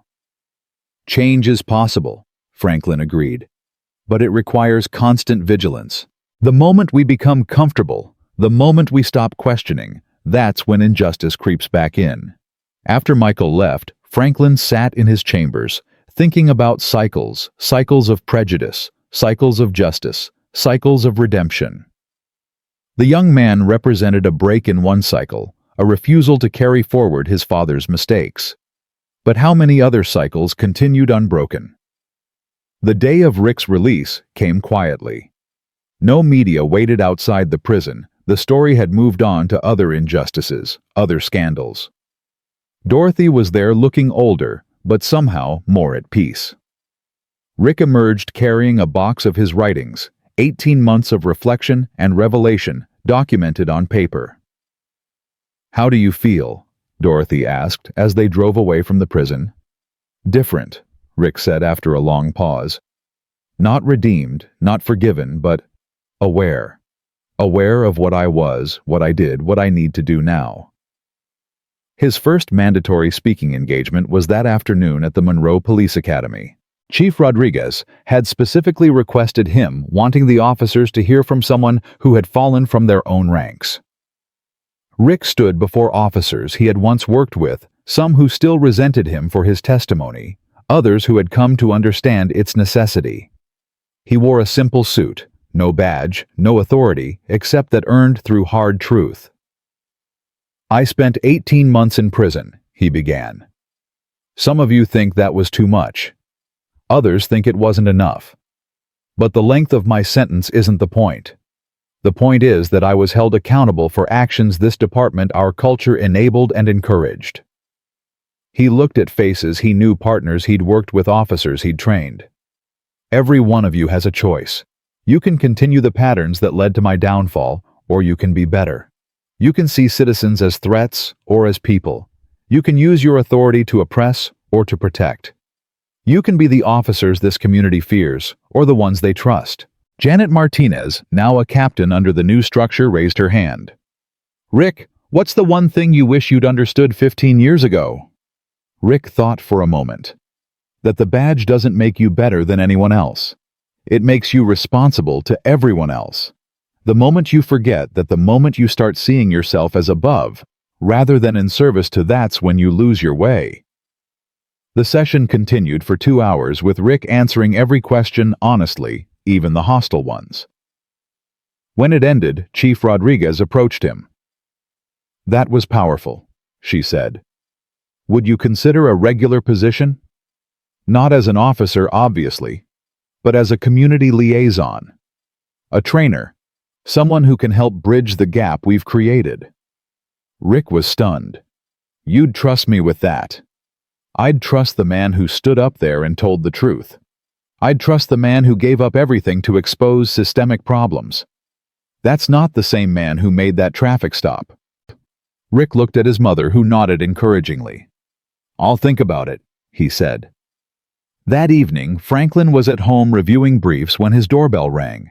He opened it to find Rick Delroy standing on his doorstep, no longer in prison clothes or a police uniform, just a man in a simple suit. Justice Gaines, Rick began, then stopped. I'm sorry, I shouldn't have come. This was inappropriate. You're here now, Franklin said. What did you want to say? Rick pulled out a thick manuscript. I wrote this in prison. It's everything, every biased practice, every systemic problem, every way the system fails the people it's supposed to protect. I want you to have it. Franklin took the manuscript, feeling its weight. Why me? Because you'll know what to do with it. Because your voice carries weight mine never will again. Because maybe some good can come from all of this. They stood there for a moment. Two men whose lives had intersected in a parking lot on an October night, whose confrontation had exposed truths neither could have imagined.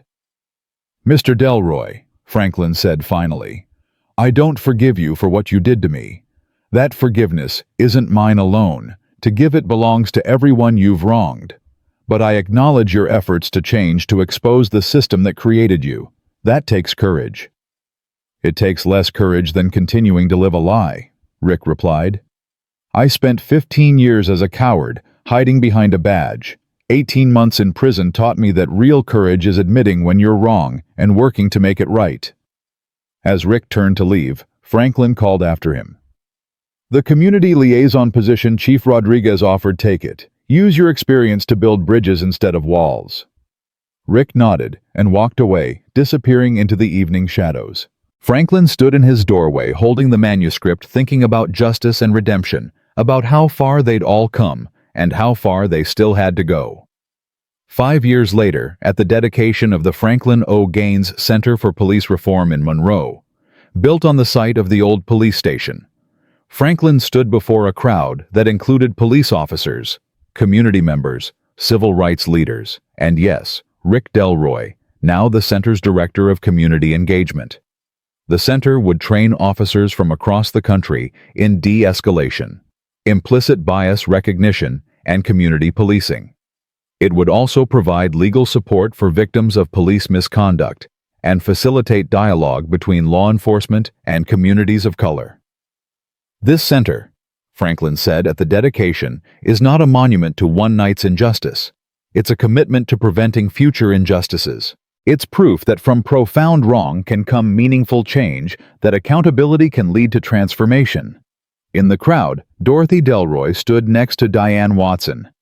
Two women from different worlds brought together by their roles in this story. Your son has come a long way, Diane said to Dorothy. They both have, Dorothy replied, watching as Franklin and Rick stood on the platform together, not as friends, perhaps never that, but as two men committed to ensuring that what happened in that parking lot would lead to lasting change. Michael Delroy, now a second-year law student at Howard, watched from the crowd with his sister Sarah, who was considering a career in criminal justice reform. The sins of the father had not become the children's burden, but their motivation to be better, do better, create better. As the ceremony concluded and the crowd began to disperse, Franklin walked through the center one more time.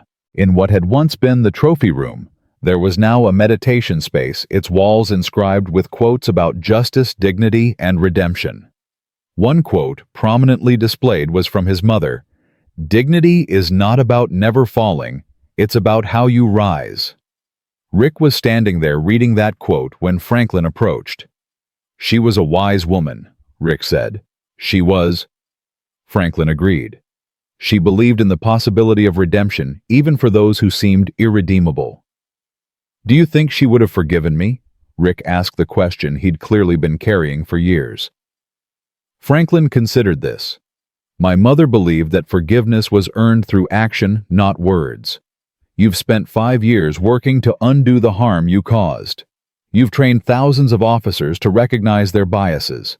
You've built bridges between police and communities. That's not complete redemption. I don't know if such a thing exists, but it's movement in the right direction."